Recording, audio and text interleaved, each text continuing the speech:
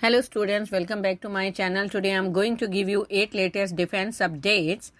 Number 1. Heavy modified M88 engines to power next generation fighter jets for France and India.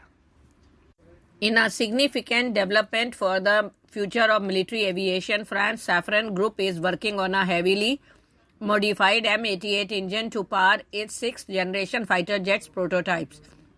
The same engine is expected to serve as the base for the development of an Indo-French jet engine for India's 5th generation MK.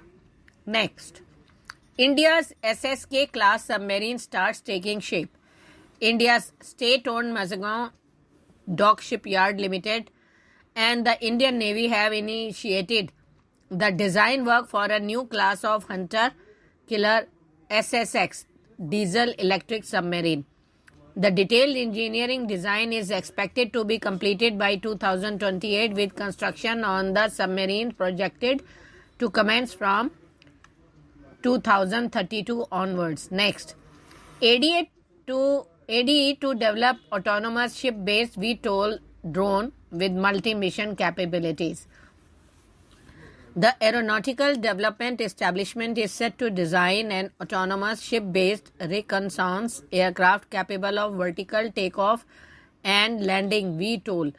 This VTOL drone aims to be a runway-independent, cost-efficient aircraft with versatile capabilities including reconnaissance, intelligence collection, and ship-to-shore logistic support. The innovative drone will possess advanced features and the ability to operate in adverse weather conditions without the need for traditional infrastructure. Next, India to acquire 97 made in India drones for over rupees 10,000 crore to keep an eye on China and Pak borders. Government sources on Monday said after the decision to buy 31 Predator drones from US, India is now moving towards acquiring 97 highly capable drones under the Make in India project. Next, 120 billion water transport corridor being planned in East India. Coal India Limited, a government-owned port, and a state waterways body are together considering investing up to 120 billion rupees, that is $1.46 billion, to establish an industrial water transport corridor in the country's east, two government sources said. The corridor, which could potentially carry 12 to 15 million tons of cargo by 2030, would connect two ports in the eastern state of Odisha via the Brahmi River, the sources said on Monday. Next, Lucknow to witness new opportunities. BrahMos Missile manufacturing unit to generate employment in Lucknow, the capital city of Uttar Pradesh, is set to witness a significant boost in employment opportunities with the establishment of a BrahMos Missile manufacturing unit. The announcement was made by the Defence Ministry of India, Rajnath Singh, during his recent 3-day visit to the parliamentary constituency. The BrahMos missile, known for its precision and capability, is a joint venture between India and Russia. Next, Chbahar in focus again as Indian diplomats queue up to push development of strategic Iranian port.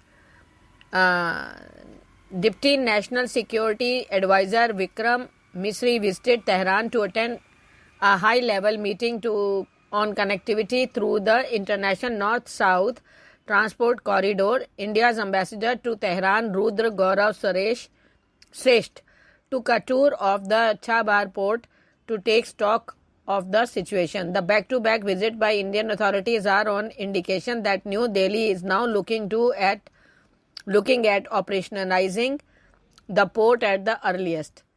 Next,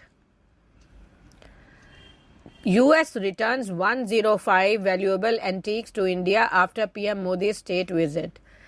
Days after PM Narendra Modi's state visit to the US, a total of 105 antiques spanning a period from 2nd to 3rd century CE to 18th 18th, 19th century CE are being repatriated to India by American authorities. Some of the valuable Indian antiquities were handed over by the U.S. at a special repatriation ceremony held at Consulate General of India in New York in the presence of India's ambassador to the U.S. Taranjeet Singh Sandhu, Consul General Randhir Jaiswal, and officials from the Manhattan District Attorney Office. Thank you.